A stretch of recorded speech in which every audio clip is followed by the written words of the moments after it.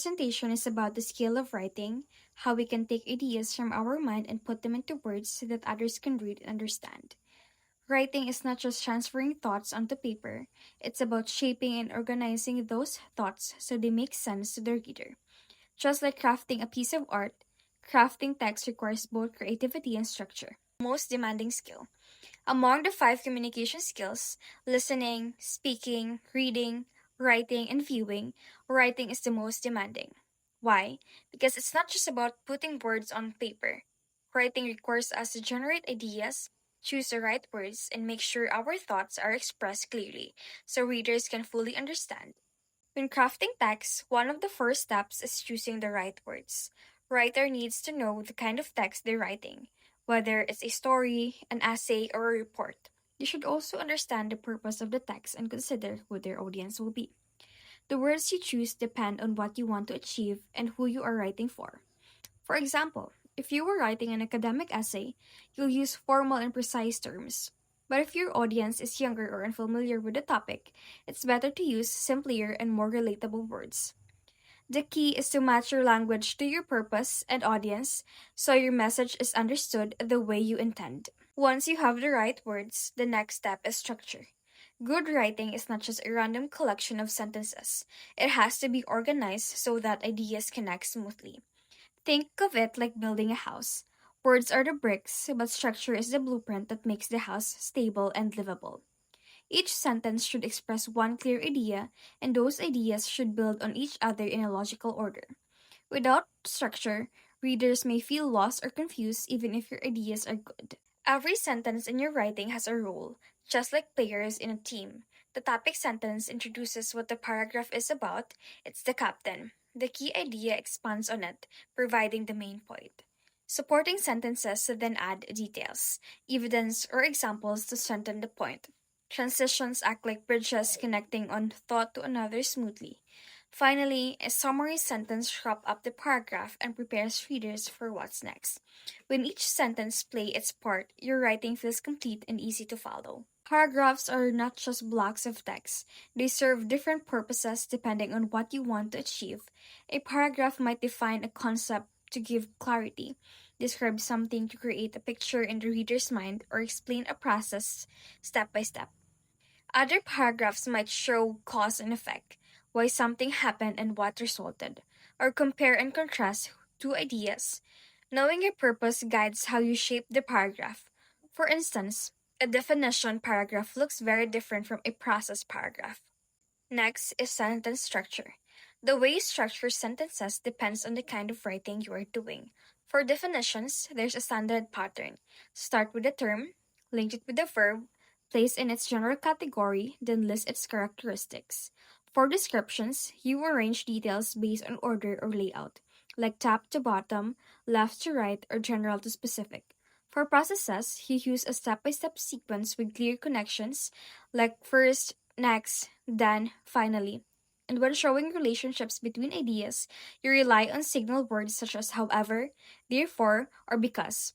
These structures guide the reader and prevent confusion. Lastly, writing doesn't just happen, it takes planning. A good writer always keeps three things in mind: the audience, the purpose, and the structure.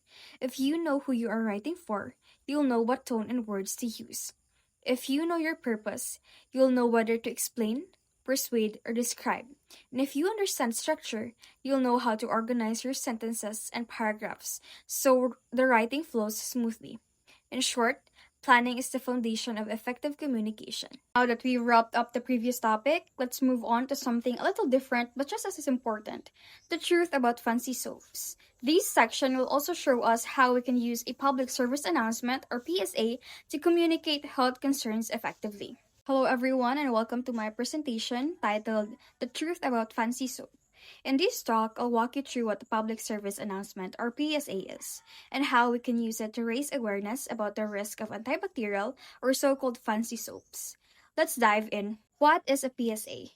First, let's start with the basics. What exactly is a PSA? A public service announcement is a short message designed to inform or persuade the public.